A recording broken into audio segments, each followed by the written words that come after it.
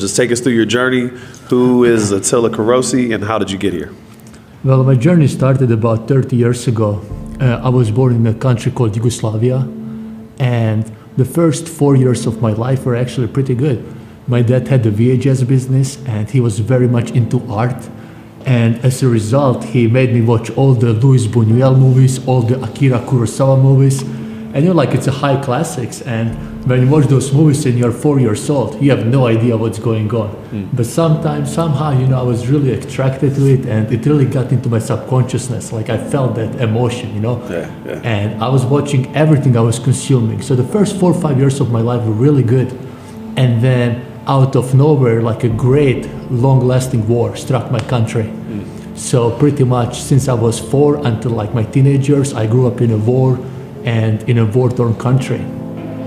I really found salvation in watching movies as I was growing up, And when I was in my late teenage years, that is when I realized that this is my calling. I want to make movies. So I was so excited about this newly found vision, not newly found vision because I was always influenced by movies, but like it was like so crystal clear in my mind that one day I declared to my parents, Mom, Dad, I'm gonna make movies.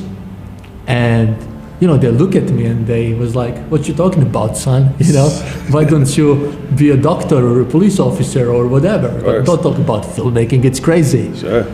And it was really surprising for me because, anytime I speak about I want to be a movie maker back home, people looked at me and they responded as if I said I want to be an astronaut and fly to Mars. It's impossible.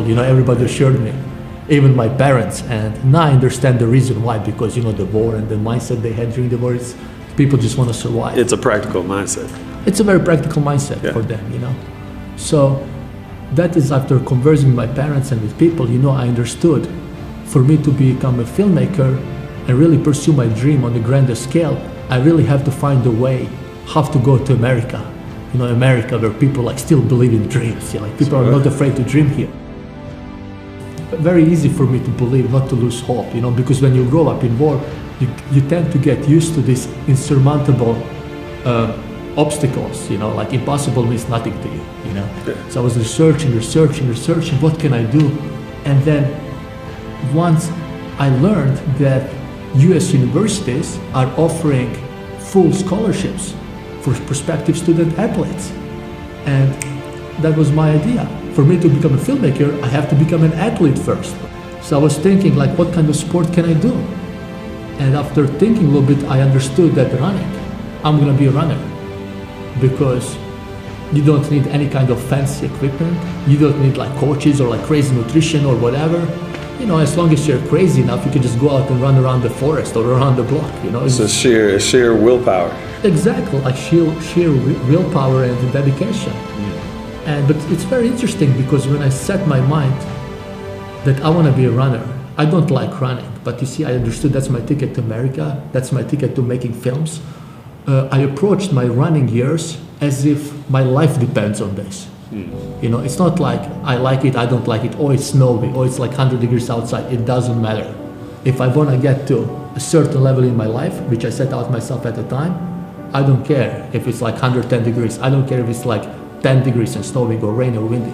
I don't care if nobody's out there with me, no coach. I don't care. I'm going to do it and do it and do it. And as simple as that. It's as simple as that. When I got into running, I started learning about who are the best runners in the world, who are the fastest runners in like Michael Johnson, or Jeremy Warner. I look into their files because they were both Olympic champions in my distance. So I figured they both went to the university called Baylor in Texas, Baylor University, Waco, Texas. So, I don't have internet, so I go on an internet cafe and I find the coach's email and I read and I write him a very poorly constructed email on English that I never expected a response from. I told him who I am, this and that, the time I ran on 400-meter dash. Right. And he responded to me, and I have this email with me right now. He responded. It's amazing. It's amazing. And he said, I think you have a potential. I think you ran pretty fast times, considering you've been just running for 6 or 7 months. And we would like to have you here in Baylor. But we just don't have enough scholarship for this year anymore.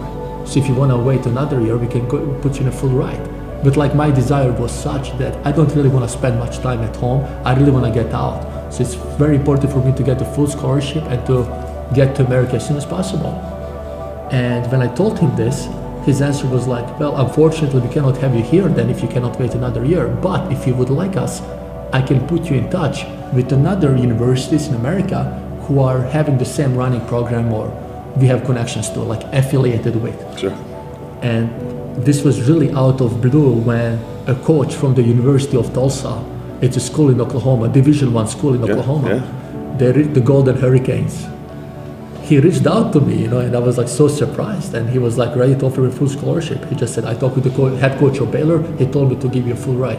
Simple as that. That was it. I have the email. It's crazy. And I had lots of headwind when I was a runner. Like I had lots of obstacles to conquer. It was like those 12 months I dedicated to running back home. It was an emotional roller coaster for me. I lost my mom out of nowhere. I remember my most important race, that was the decisive race, whether I'm gonna get a scholarship or not. And 2 weeks before that race, I was doing jumps in a workout and I completely twisted my ligaments on my left ankle. And I was devastated, I remember, the doctor came over, he took a look at my ankle, touched it, inspected it, whatnot. And I tell him, doctor, you have to fix me. I have 2 weeks to run. And he looks at me and says, 2 weeks. He says, if you're able to run if you're able to walk within the next 2 months, you should consider yourself lucky. That's what he told me. And it was a punch to my heart, But I remember this is the same thing when people told me I cannot go to America. So the same thing, instead of listening to the doctor, I didn't trust what he said. I didn't believe a single word he said. I went home that night, and as I said to you earlier, I elevated my leg in 90 degrees and I pressed my ankle, I pressed my feet, and I was talking to my ankle. I wanted to become a friend with my ankle. I wanted to convince my ankle, that we can do it. Like, come on, we invested so many months to this opportunity, it's not gonna come again. And these people are watching at me right now. So, 2-3 days later, I start jogging. It's painful. I can jog like 2-3 minutes. Then I go home and ice it, I massage it. Like I put lotion on it. Again, I talk to the ankle. I don't sleep, I talk to the ankle. And then, believe it or not, and again, I have this visually documented, I ran 2 weeks later. I remember it was January 27th of 2005 or 2006. 2 weeks later I ran and I won that race. It was an indoor race, but I ran and I ran a personal record. I graduated from school. I graduated as one of the top of my class, bachelor's in accounting and economics. But I didn't come to America to be an accountant and to work in office. But I was like, I didn't come here to do that. I came here to do movies. And then I was like, that's just like that. One day after my graduation, I graduated May 11th, 2011. And May 12th, I was in LA. I just came to LA the next day. And I didn't know anybody in LA. Like I find a girl, still I was in Tulsa, I find a girl on Craigslist. And I was like, she was looking for a roommate in Hollywood. I was like, I would like to move in with you. So she was like, okay, I can reserve you the apartment. It's one thing when I told back home to people that I want to make movies and they didn't believe it. They didn't believe it's possible. But I was really surprised because when I came to LA and I said to people, Story, I want to make a movie. Let's make a movie, guys. Everybody was excited. I was like, let's do it. It's a good idea. But then the next day they came back to me and they asked me, well, how much money do you have? Who's your father? What kind of connections do you have? And when I said I don't have any of those, I just came to LA and nobody. They were like, forget it. Don't even bother. You're not going to make a movie. Because some people I remember some people went even as far as stating that making a movie, it's like one of the hardest and toughest things to do, Like they tell me sometimes even people like Brad Pitt can't make their own movie the way they want to because like so much things going on into making a single movie. It was surprising because I always thought in America people love to dream big and they execute on their dreams. But I was a little bit surprised, I have to tell you that, And I noticed that everybody in Starbucks or everybody, like people write on their screenplays, people talk big, people talk they know like everybody, people talk they're like so driven and so hardworking. and people talk like they know they have connections everywhere.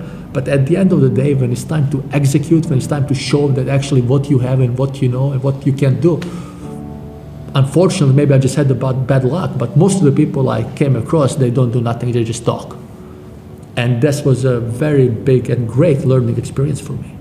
Yeah. And that is when I decided, you know, Tori, I don't want to be one of those people who talk. I don't.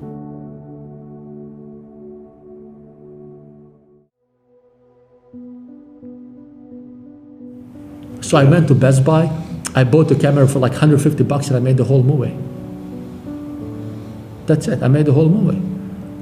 I filmed it, it was very primitive movie making, but then I never made a movie before. And I wanted to edit it, but I didn't know how to edit. So I taught myself how to edit. I taught myself how to do sound design, how to do everything. And it took me some time, you know, it took me several months, but I finished the movie. And I look at the movie and that I assembled, and I'm so happy. I was like, wow, this looks great. This is a great movie. I love it. I was like, wow, people are gonna be blown away, but I don't want to show it to anybody. So I watched the movie again. I watched the movie the next day. For 1 week, I watched the movie every single day. After 1 week, I look at the movie that I created and I say to myself, this is a garbage. This is so bad. I cannot show this to anybody, you know? But I learned so much from it. Just since you have such an inspiring story, what are 3 key pieces of advice you would give other people who currently have like a big dream and haven't gotten there yet or haven't started tackling it? Like, what would your 3 like keys be to getting on that journey? Reasons beyond understanding. I was born in a war. I'm gonna turn that into my biggest advantage. You know, I learned that everything in life is about perspectives. If war was given to me, cool, I'll make the best out of it. You know, so I learned that like really like the human mind, that each one of our brain is built to do wonders. Everything else is just an excuse, if you think about it. Number 1 thing I think is a vision. You have to have a clear vision. If I don't have a clear vision that I want to make a movie or what kind of movie I want to make, I'm not going to have the power to learn, to run with torn ligaments. I'm not going to have the courage to go in that neighborhood. I'm not going to have the courage to come to America by myself with no English. So vision is what helped me a lot. Vision. Yeah. The second thing I would say is self-expression. Like, know what you want to do, but it's not enough to know what you want to do.